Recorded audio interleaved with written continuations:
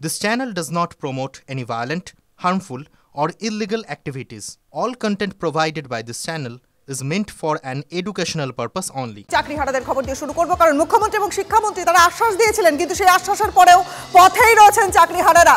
দিল্লি যাচ্ছেন চাকরিহারারা। এবার বাংলা ছাড়িয়ে দিল্লিতে পৌঁছাবে আন্দোলনের আঁচ।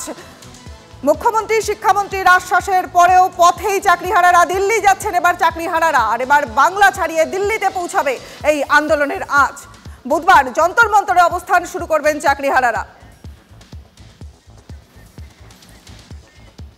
বুধবার যন্তর মন্তরে অবস্থান করবেন, যাবেন আমাদের শুরু করবেন চাকরিহারারা। 17 এপ্রিল সমস্ত শিক্ষা প্রতিষ্ঠান, সরকারি অফিসার কর্মীদের ব্যাচ পরে সমর্থকদের আমাদের সহকর্মী শ্রাবন্তী মূর্তি রয়েছেন আমাদের সঙ্গে। শ্রাবন্তী, তুমি রয়েছে একেবারে সেই বাসে, যে বাস দিল্লি চলেছে। তুমি বলছিলে যে 60 থেকে 62 জন চাকরিহারা তারা যাচ্ছেন।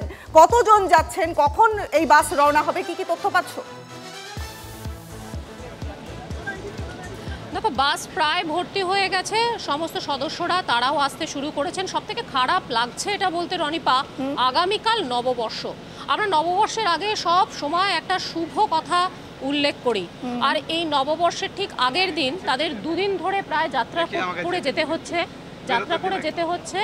সেখানে কেউ তাদের পরিবারের সঙ্গে যেতে পারছেন না। পরিবার কি অবস্থায় রয়েছে সেটা আমরা বুঝতে পারছি। একজন আছেন আমার সঙ্গে, তার সাথে এটা কার ছবি? এটা আমার একমাত্র মেয়ে, তার ছবি।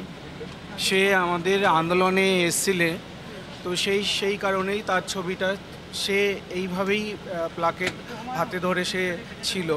এখানে লেখা আছে, my father, my lord, my papa has not committed any crime, please give back my rice.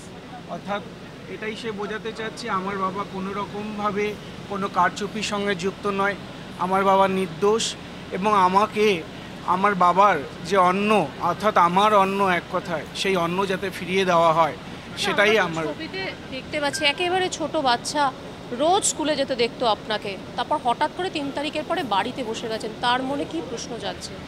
তার মাত্র 3 বছর বয়স, হয়তো তার বোধগম্য আসেনি যে তার বাবা স্কুল যেতে আর পারবে না, কি পারবে। হ্যাঁ, সে জিজ্ঞেস করে আমাকে যখন স্কুল থেকে বেরাই, বাবা কোথায় যাচ্ছ স্কুলে। কিন্তু যেদিনকে ফিরে এসেছি, সত্যি কথা বলতে তার চোখেও জল। সে তার মা বনগা পর্যন্ত চলে গেছিল আমাকে স্কুল থেকে নিয়ে আসতে, যাতে কোনো রকম তুমি সঙ্গে থাকো।